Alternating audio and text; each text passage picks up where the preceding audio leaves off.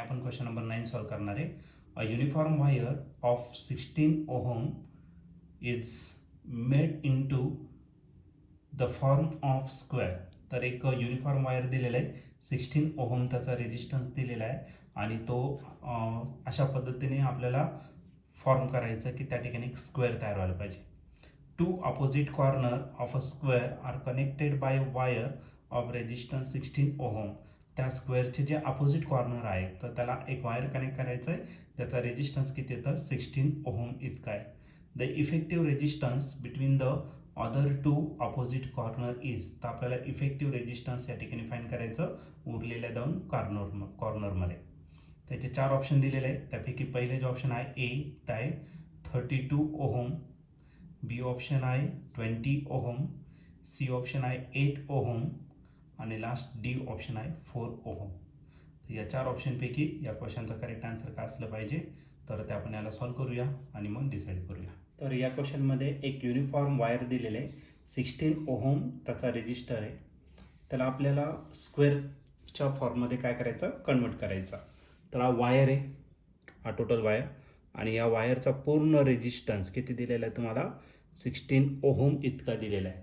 याचे काय करायचे, 4 तुकडे करायचे आणि त्याला स्क्वेअरमध्ये या ठिकाणी काय करायचं, कनेक्ट करायचं. ओके, तर या ठिकाणी आपण याचे 4 पार्ट करू आणि त्याला स्क्वेअर फॉर्ममध्ये आपल्याला कन्वर्ट करायचं आहे. मग स्क्वेअर फॉर्ममध्ये मी या पद्धतीने रिप्रेझेंट करतो. याचे 4 पार्ट करणार आहे. टोटल वायरचा रेजिस्टन्स किती आहे 16.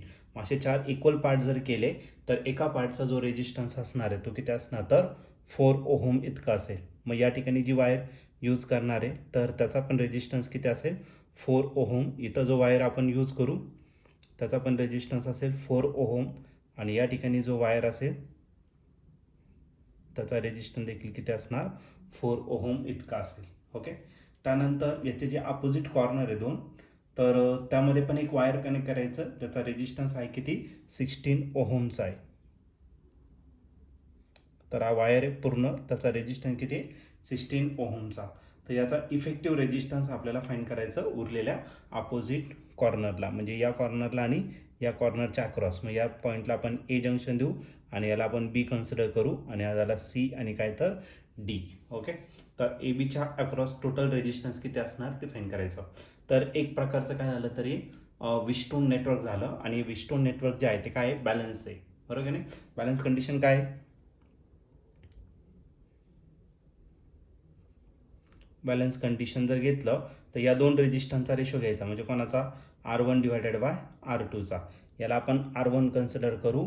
हा जो रेजिस्टन्स असेल तो किती असेल R2 असेल, R2 4 ओहमचा. हा जो रेजिस्टन्स असेल R3 आणि हा जो रेजिस्टन्स असेल तो किती असेल तर R4 असेल तुमचा 4 ओहमचा असेल. ठीक आहे, असं. तर मग बॅलन्स कंडिशन काय, R1 divided by R2 is equal to R3 divided by R4.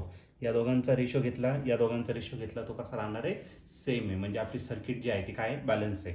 Circuit जर बॅलन्स असेल तर या 16 ओहम रेजिस्टन्सचा या ठिकाणी काहीच उपयोग होणार नाही, कारण याच्यातून जो करंट पास होणार तो किती असणार आहे 0. ओके, मग आपण काय करू तर हे 2 रेजिस्टन्स जे आहे R1 आणि R2 हे दोन्ही कसे असणार सिरीजमध्ये. ठीक आहे, मग R1 and R2 are in सिरीजमध्ये आपण काय करतो त्यांची डायरेक्टली ॲडिशन करतो. मग याला आपण RS1 कन्सिडर करू. मग पहिला जो रेजिस्टन्स आहे R1 आणि दुसरा जो रेजिस्टन्स आहे R2, यावरच्या रेजिस्टन्सची मी काय केली ॲडिशन. R1 4 ओहमचा आहे, R2 देखील 4 ओहमचा. 4 + 4 किती झाला 8 ओहमचा आपला रेजिस्टन्स भेटेल. ओके, सिमिलरली R3 आणि R4 हे दोन्ही कसे येणार सिरीजमध्ये. R3 and R4 are in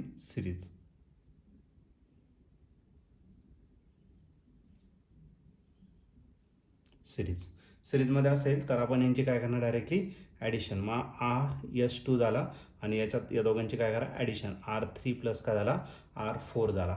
R3 जो आहे तो आहे 4 ओहमचा, R4 आहे तो देखील 4 + 4 किती झाला 8 ओहम. त्याचा काय झालं तर रेजिस्टन्स झाला. ओके, आता हे 2 जे आहे हे सिरीजवालं आणि हे सिरीजवालं हे दोन्ही एकमेकांना काय राहतील parallel. Okay, similarly RS1 and RS2 are in